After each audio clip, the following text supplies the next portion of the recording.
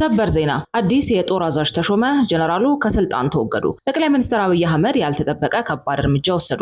አብይ ከመሃል አዲስ አበባ ያልተጠበቀ እርምጃ መውሰዳቸው ሲሰማ አማራ ክልል የተሰማሩ ጀነራል ደግሞ ጆሮን ጨው የሚያደርግ እንደ ሐሞት የሚጎመዝዝ ጉድ ለሚሊክ ቤተመንግስት ወራሾች አሰምተዋል። ጀነራሉ ሰራዊቱ በፋኖ እየፈረሰ ነው፣ በዚህ ሁኔታ መቀጠል አስቸጋሪ ነው በማለት አስደንጋጭ ሪፖርት አቅርበዋል።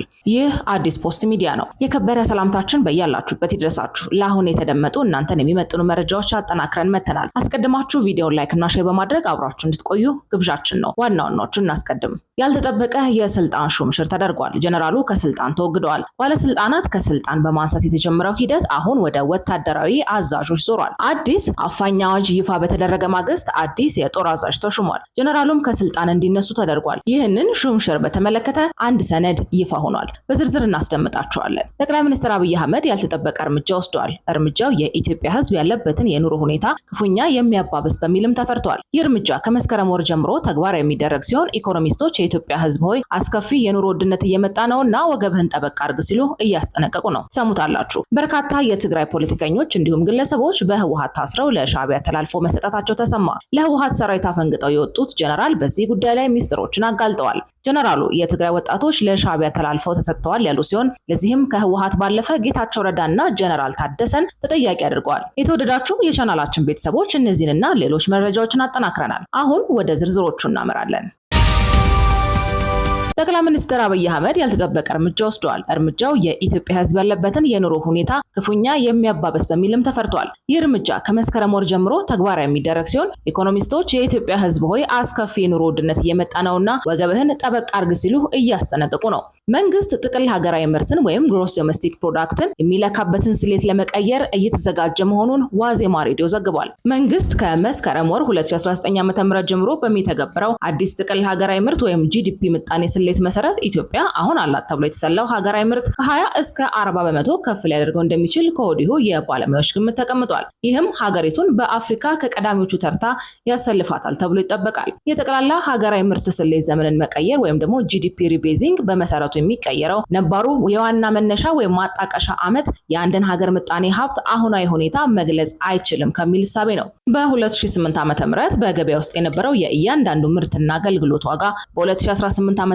ካለው ዋጋ ጋር እጅግ በመራራቁ ትክክለኛውን የኢትዮጵያ አሁናዊ የኢኮኖሚ ሁኔታ መግለጽ አይቻልም። በተጨማሪም በ2008 ዓ.ም በኢትዮጵያ ኢኮኖሚ ውስጥ በስፋት ያልነበሩ ለምሳሌ እንደ ቴሌብር፣ ሳፋሪኮም፣ ኮሪደር ልማት፣ ህዳሴ ግድብና እያደገ የመጣው የወርቅ የውጭ ገበያነት የመሳሰሉ የኢኮኖሚ ዘርፎች በነበሩ የጠቅላላ የሀገር ውስጥ ምርት ስሌት ውስጥ የተካተቱ አልነበሩ። በመሆኑም አሁን ያሉትን አዳዲስ የኢኮኖሚ እንቅስቃሴዎችን በስሌት ውስጥ ሊያስገባ የሚችል የስሌት መነሻ ዋጋ እንዲሆን 2017 ዓ.ም ተመርጧል። ከሁለት ሳምንት በፊት የፕላንና ልማት ሚኒስትሯ ፍጹም አሰፋ እንዳስታወቁት ኢትዮጵያ የጥቅል ሀገራዊ ምርቷን ለማሳየት ላለፉት 10 ዓመታት ስትጠቀም የቆየችውን የፈረንጆቹን ዘመን 2015-16 በኢትዮጵያ አቆጣጠር በ2008 ዓ.ም ሲሆን በአዲሱ ውሳኔ ህግ ግን ለሀገሪቱ ምጣኔ ሀብት ስሌት መነሻ ዓመት የሚሆነውን የፈረንጆቹን ዘመን 2024-25 ወይም ደግሞ በኢትዮጵያ አቆጣጠር 2017 ዓ.ም ይሆናል ተብሏል። ለመነሻ የተመረጠው ዓመት ሀገሪቱ ገበያ መር የውጭ ምንዛሬ ግብይት ተግባራዊ ያደረገችበትና የብር እና የዶላር ልዩነት እጅጉን የሰፋበት ወቅት ነው። የመረጃ ሉዓላዊነት ለፖሊሲ ነጻነት በሚል በስብሰባና ኤግዚቢሽን ላይ የተገኙት ጠቅላይ ሚኒስትር አብይ አህመድ የራሳችን የሆነ ዳታ ወይም ደግሞ መረጃ ማመንጨት ለኢትዮጵያ አስፈላጊ መሆኑንና የሀገሪቱን ትክክለኛና ተጨባጭ እድገት የሚያሳይ መረጃ እንጂ በውጭ አካላት የሚመነጭ የተውሶ ዳታ ወይም ደግሞ መረጃ ላይ መመርኮዝ የለብንም ብለዋል። በዚህ ውሳኔ መሰረት የፕላንና ልማት ሚኒስቴር ተጠሪ ተቋም የሆነው የኢትዮጵያ ስታቲስቲክስ አገልግሎት በዚህ የምጣኔ ሀብት ስሌት ማሻሻያ ላይ እየሰራ መሆኑን ባለፈው ሳምንት ከተለያዩ የመንግስት ተቋማት ጋር ስልጠና መስጠት መጀመሩን አስታውቋል። ይህ የጥቅል ሀገራዊ ምርት ስሌት መነሻ ዋጋን ለመቀየር ውሳኔ ዘርፉ ብዙ እንድምታ አለው። የመጀመሪያው የሚያስከትለው ዋነኛ ለውጥ የኢትዮጵያ ጠቅላላ ምርት ወይም ጂዲፒ አሁን ካለበት ከ20 በመቶ እስከ 40 በመቶ በሚደርስ መጠን በአንድ ጊዜ ከፍ ብሎ አሁን ካለበት 170 ቢሊዮን ዶላር ወደ 200 ቢሊዮን ዶላር ያስፈነጥራል። በተለይ ኢትዮጵያ ከ2 ዓመት በፊት ያደረገችው የምንዛሬ ለውጥና እሱን ተከትሎ የመጡት የምርትና አገልግሎቶች ዋጋ መናር እንዲሁም ደግሞ ሌሎች ምክንያቶች ተደማምረው የኢትዮጵያን ጥቅል ሀገራዊ ምርት በአዲሱ ስሌት መሰረት እጅጉን ከፍ ሊያደርጉት ይችላሉ።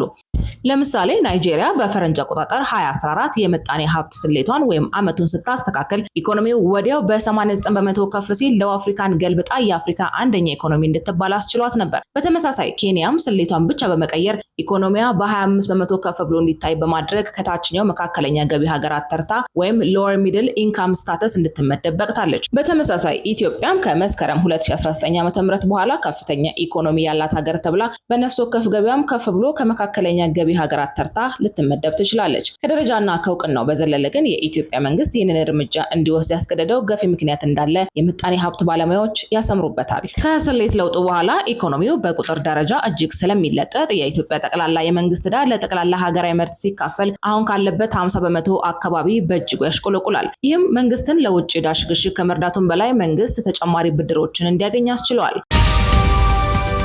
ወደ ሌላኛው መረጃችን ስናልፍ በርካታ የትግራይ ፖለቲከኞች እንዲሁም ግለሰቦች በህወሓት ታስረው ለሻዕቢያ ተላልፎ መስጠታቸው ተሰማ። ለህወሓት ሰራዊት አፈንግጠው የወጡት ጀነራል በዚህ ጉዳይ ላይ ሚስጥሮችን አጋልጠዋል። ጀነራሉ የትግራይ ወጣቶች ለሻዕቢያ ተላልፈው ተሰጥተዋል ያሉ ሲሆን ለዚህም ከህወሓት ባለፈ ጌታቸው ረዳንና ጀነራል ታደሰን ተጠያቂ አድርገዋል። ከትግራይ ጦር ሰራዊት አፈንግጠው በአፋር ክልል ሐራ መሬት የተባለ ታጣቂ ኃይል ያደራጁት ጀነራል ወዲ አንጥሮ በአዲስ ቃለ መጠይቅ ተከስተዋል። ጀነራሉ እርስ በርስ የሚወነጃጀሉትን ጌታቸው ረዳና ጀነራል ታደሰ በስልጣን ቆይታቸው የህወሓት ተባባሪና ጉዳይ አስፈጻሚ እንደነበሩ ወንጅለዋል። ሁለቱም በጊዜያዊ አስተዳደር ስልጣን ላይ እያሉ ህወሓት ከሻዕቢያ ጋር ለጀመረው ግንኙነት ይሁንታ ሰጥተው ነበር ያሉት ጀነራሉ በጌታቸው ረዳ ጊዜ የተጀመረው ጽምዶ በጀነራል ታደሰ ዘመን መሬት መርገጡን ተናግረዋል። በዚህም ሻዕቢያ በትግራይ ክልል እንዳሻው ማዘዝና የፈለገውን ሰው ሰውሮ ወደ ኤርትራ እስከመውሰድ የዘለቀ ዕድል አግኝተዋል ብለዋል።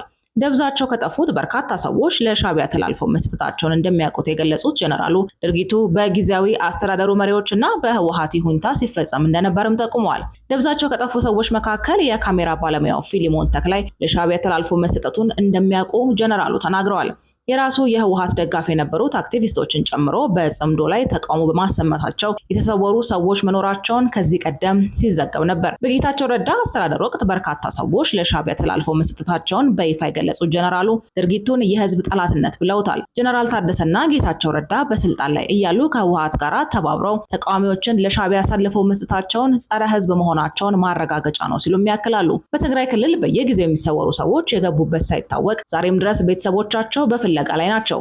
ትኩረቱን ትግራይ ክልል ላይ አድርጎ የሚሰራ ቅድሚያ ለሰብአዊነት የተሰኘ ተቋም በትግራይ ክልል ደብዛቸው የሚጠፋ ሰዎች ቁጥር ከጊዜ ወደ ጊዜ እየተበራከተ መሆኑን ሪፖርት ማድረጉ ይታወሳል። ህወሓት ለሻዕቢያ የመታዘዝ ግብሩን ወጣቶችን በግዳጅ በማፈዝ አሳይቷል ያሉ ሲሆን የትግራይን ህዝብ ለማጥፋት ተባባሪ ሆኗል ሲሉም ወንጅለዋል። በዚህ ወቅት በትግራይ ክልል ሻዕቢያ እንደፈለገው ያዛል ያሉት ጀነራሉ ህዝቡን ነፃ ለማውጣት የሚመሩት ኃይል እርምጃ እንደሚወስድም ዝተዋል።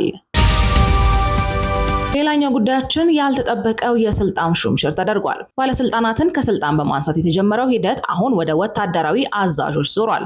አዲስ አፋኝ አዋጅ ይፋ በተደረገ ማግስት አዲስ የጦር አዛዥ ተሹሟል። ጀነራሉም ከስልጣን እንዲነሱ ተደርጓል። ይህ ሹምሽር በተመለከተ አንድ ሰነድ ይፋ ሆኗል። የደብረጽዮን አንጃ ጊዜያዊ መንግስቱን ካፈረሰ በኋላ የሚቃወሙትን አመራሮች ሲያስርና ከስልጣን ሲያባረር ቆይቷል። ይህ ከስልጣን የመሻር ጉዳይ ወደ ጦር አመራሮች ተሻግሯል። የትግራይ ሰራዊት ዋና አዛዥ የነበሩት ጀነራል ፍስሐ ኪዳኑ ከስልጣን እንዲነሱ ተደርጎ የክልሉ ፕሬዝዳንት ደብረጽዮን ገብረ ሚካኤል የጦሩ አዛዥ ሆነዋል። ጊዜያዊ መንግስቱን በማፍረስ የራሱን አስተዳደር የነበረው የህወሓት ቡድን በትላንትናው ዕለት በክልሉ የሚተገበር አፋኝ ረቂቅ አዋጅ ማጽደቁ ይታወሳል። እንደ ሻዕቢያ ያሉ ወታደራዊ ግዳጅን ግዴታ የሚያደርገው ይህ አዋጅ ታዲያ እንደ ልብ ያልተባለ ስልጣንን ለደብረጽዮን ገብረ ሚካኤል ሰጥቷል። ዋዜማ ራዲዮ በተመለከተው በዚህ አዋጅ ላይ የክልሉ ፕሬዝዳንት የክልሉ ተዋጊ ኃይሎች የበላይ አዛዥ እንዲሆኑ ደንግጓል። በዚህም መሰረት አዋጁ ደብረጽዮንን ከፕሬዝዳንትነታቸው ባለፈ የክልሉ ተዋጊ ኃይል የበላይ አዛዥ አድርጓቸዋል። ከዚህ በተጨማሪም አዋጁ ብዙ አፋኝ ህጎችን ያካተተ ነው። እድሜው የደረሰ ማንኛውም የክልሉ ነዋሪ የክተት ጥሪውን ተቀብሎ በወታደራዊ ግዳጅ እንዲሳተፍ ግዴታ የሚጥል ሲሆን ጥሪውን የማይቀበል ከ10,000 እስከ 50,000 ብር በሚደርስ የገንዘብ መቀጮ እንደሚጣልበትም ደንግጓል። የክተት ጥሪውን መሸሽ ለሚፈልጉ ግለሰቦች ሐሰተኛ የህክምና ማስረጃ የሚሰጡ የጤና ባለሙያዎችም እስከ 50,000 ብር ቅጣት እንደሚጠብቃቸው በረቂቁ ላይ ሰፍሯል። ማዕከላዊ ኮማንድ ፖስቱን በበላይነት የሚመራው የክልሉ ፕሬዝዳንት የተዋጊ ኃይሎች የበላይ አዛዥ እንደሚሆኑም ተጠቅሷል። በጦር ግንባር የተከፈለውን መስዋዕትነትና የህዝቡን ትግል የሚያሳንስ ወይም የሚያጠል ጽሑፍ፣ ንግግር ወይም ምስል ማሰራጨት እስከ 15 ዓመት በሚደርስ ጽኑ እስራት እንደሚያስቀጣም ተደንግጓል። የተወደዳችሁ ቻናላችን ቤተሰቦች ለሰዓቱ አዘጋጅተን ያቀረብንላችሁ መረጃዎች እነዚህን ይመስሉ ነበር። ስላዳመጣችሁን እናመሰግናለን።